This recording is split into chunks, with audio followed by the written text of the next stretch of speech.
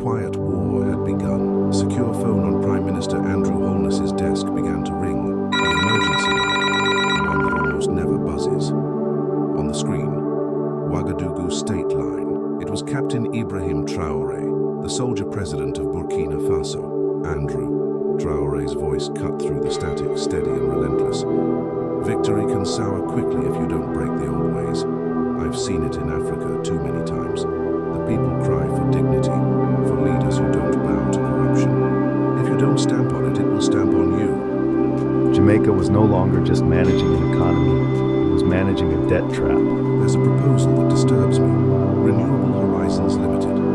It promises solar farms and jobs, but hidden in the fine print are 20 years of mineral rights. Our soil signed away. China owns less than 5% of Jamaica's external debt. The real players? Multilateral giants like the IMF and World Bank, and private investors, from Wall Street to London, holding government bonds and expecting returns.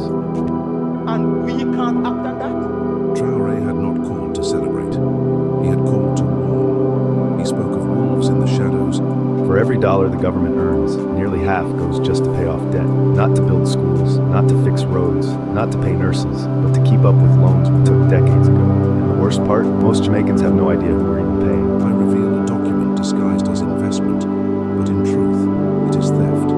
It would have surrendered our land, our minerals, our sovereignty for 20 years. The name Renewable Horizons Limited became shorthand for betrayal, painted on walls, shouted in rallies, whispered in buses. But inside government, the storm raged. The accused minister refused to resign, insisting the documents were misread. I've asked the ministry for a meeting with Factory Corporation and the Commissioner of Land to institute the whole stuff. Up to today, I can't get a meeting. What if I told you Jamaica owes more money to foreign lenders than it spends on healthcare and education combined? Foreign companies preparing to disguise plunder as partnership. Contracts that promise jobs while hiding chains in the fine print. Ministers who might already have sold their loyalty. Because I've tried relentlessly and I cannot get action or answers from this ministry. So I'm forced to come here to ask it. Same system that bled Africa now circles Jamaica. They'll arrive smiling, promising jobs, clean energy infrastructure. But hidden in their contracts are clauses. Loans that chain you tighter, not free you. It's a pattern. Your bauxite, your ports. I've seen the documents drafted in European boardrooms with Jamaica's name on them. Markets collapsing, investors fleeing, his own party splintering.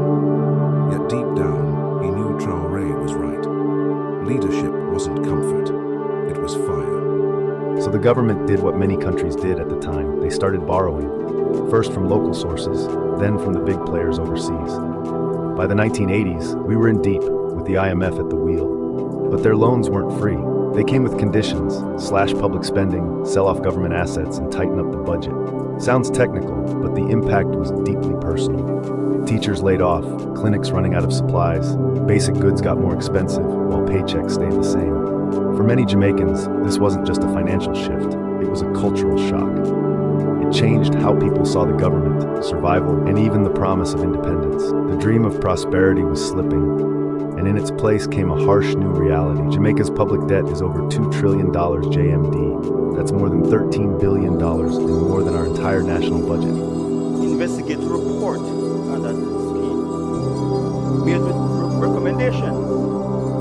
The first thing the PM was told that boilers want that land to build some port that they can ship them more stuff in. And that showed Prime Minister the map that the land, that the river runs close to that land. So he sees not there, so that was rubbish. You cannot cut rot quietly. If you bury it, the others will bury the truth with it. Expose it. Show your people the face of betrayal. That's why I say I'm vertical.